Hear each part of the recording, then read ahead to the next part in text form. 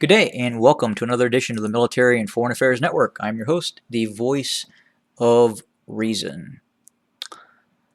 Well, probably 4 months ago, and you can kind of go back and you can look at my previous videos. And 4 months ago, I had started doing some personal forecasting in terms of the capabilities of all parties involved in the conflict, the Ethiopian army, the Tigrayan Defense Forces, the Eritrean army, and I also took into account past historical issues that have occurred in the past as well.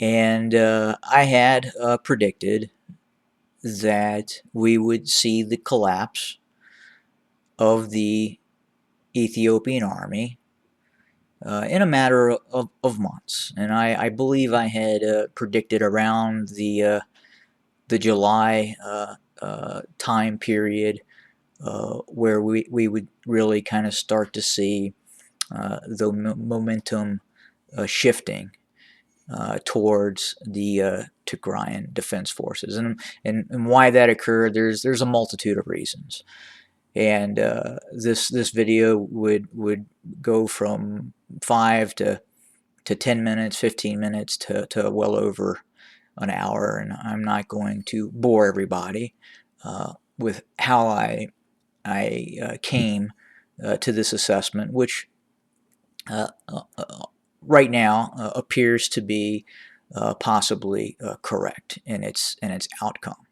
But again, we will continue to watch this and see what happens. But it would appear right now that there is a operation underway by the Tigrayan Defense Forces in lieu of the recent significant military defeats of the Ethiopian army to enter the capital city of the Tigray region of Mekelle. And that appears to be occurring as I am, in fact, making this video for everybody. But I had also talked about, what comes next, because there is a next part of this equation, and that is going to be quite possibly even more significant. And that is really what happens to Ethiopia, what happens in the Amhara region, what happens with the Eritrean army under the despotic rule of Isaias Afwerki.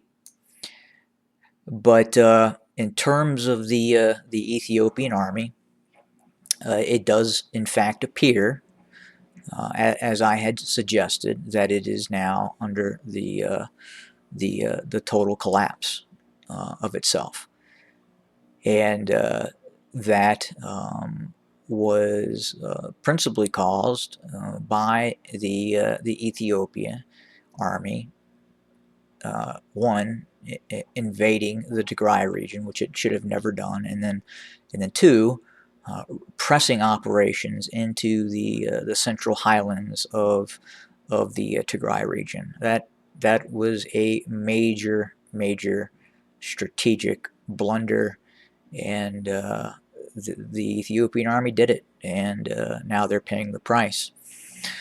But right now, it does appear that the TDF is seeing significant success. This success will probably go down in the annals of military history in terms of a successful guerrilla force.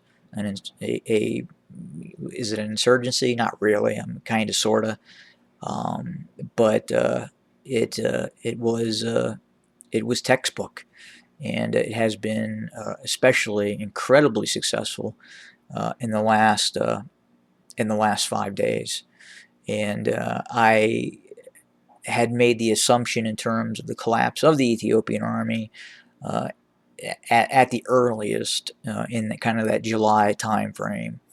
And we're kind of right on schedule. It's earlier than I thought it would, but at the same time, the momentum shifts in these sort of conflicts can be rather significant.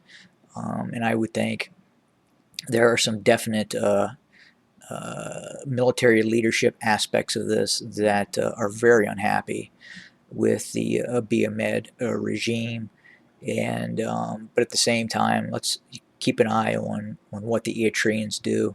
That's going to be incredibly important. But again, the TDF has momentum, and the TDF must capitalize on this momentum. It doesn't have a choice; it has to. And again, we'll keep an eye on the situation, but the situation in Mekelle is chaotic to say the least right now. But there does appear to be a military operation underway by the TDF to seize Mekelle. Have a great day, everybody.